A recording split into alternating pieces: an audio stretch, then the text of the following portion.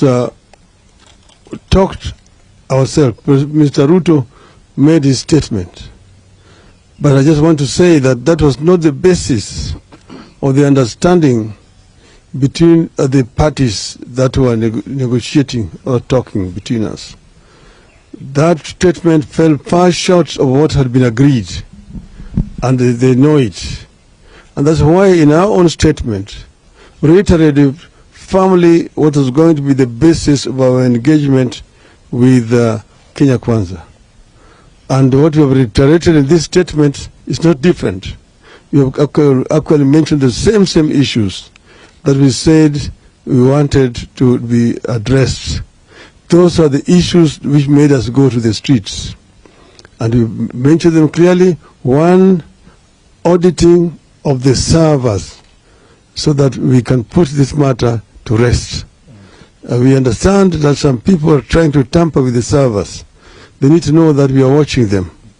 We know it, and we also know that's why we are talking about a forensic audit by experts, so that the truth can come out finally, and we put that to the end. Secondly, we mentioned the issue of the cost of living of our people. And we know that our people are suffering. Somebody who does not know that does not live in Kenya. We know so many of our people who cannot put a bread on the table. And we said we will not rest until this matter is resolved. And we said that the government does not even need any committee on this issue. We have just talked about basic costs, we have talked about hunger, we talked about fuel, about electricity, the school fees, very basic issues that the government can address without much problem. Secondly, I don't know where you got your information from, but Senator Coons left Nairobi, I think it was on Sunday last week, because I talked to him on Monday and he had already arrived in Washington, D.C. Because he met the other side and he also came and met with us. And we told him exactly what we know and the reason why we are actually going to the streets. And he said that that is our democratic right to go to the street to protest peacefully. He did not see anything wrong with us doing that at all.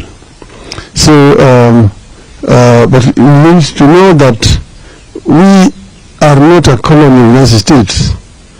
So we do things as Kenyans. We are happy when our international friends want to come and make suggestions how we should resolve our issues. But ultimately, Kenyan problems must be solved by Kenyans, Kenyan leaders. That's the reason why we said we are calling a truce, a ceasefire, to give negotiations a chance. But we want to reiterate very clearly here that if the other side does not cooperate, then we will have no other option but to go back to the trenches. And this will be maybe as early as sometime next week.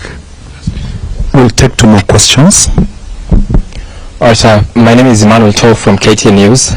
2 questions. One, are you already having a list of those members who will be in the committee in the bipartisan talks? Do you have a list of those who will be there and will be leading the team?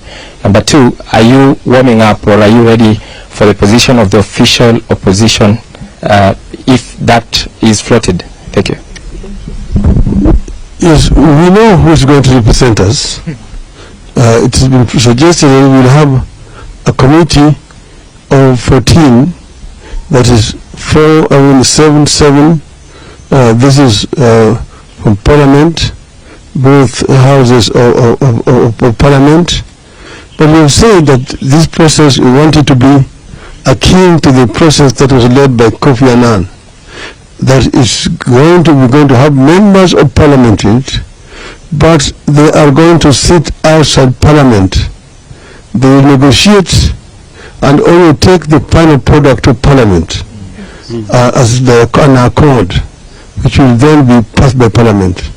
We don't want it to be taken and then be encumbered with the rules and so on of Parliament. We want it to be a process that is people-driven. My name is Mutahi. Now, about I want to make it very clear. We have never talked about a handshake.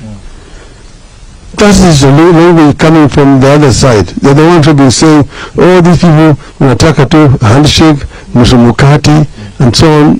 Take it to Mr. Gachago. Tell me, I don't even want to shake his hands. My name is Chemutai Goin from Citizen TV, and I have one question.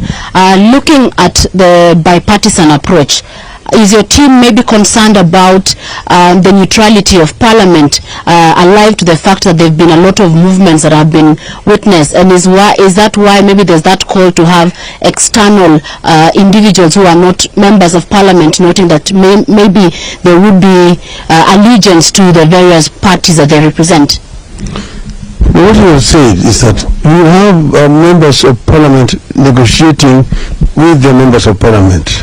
But we have also a team to which that team negotiating is going to be reporting to.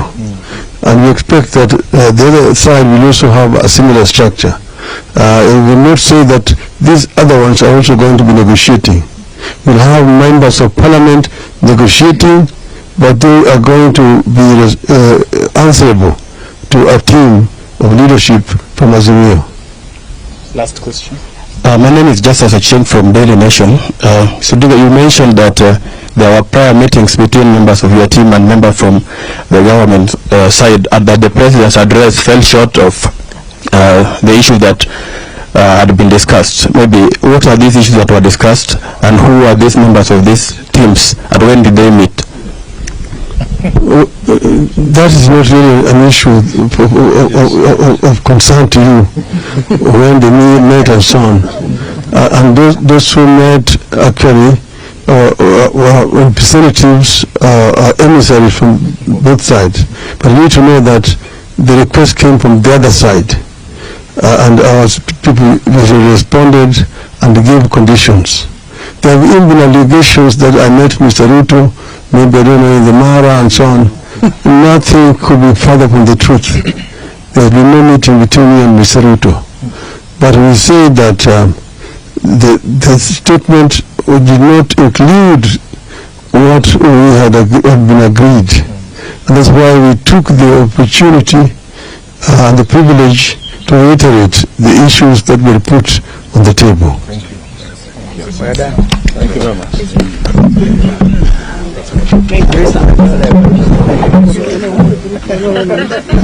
I think that is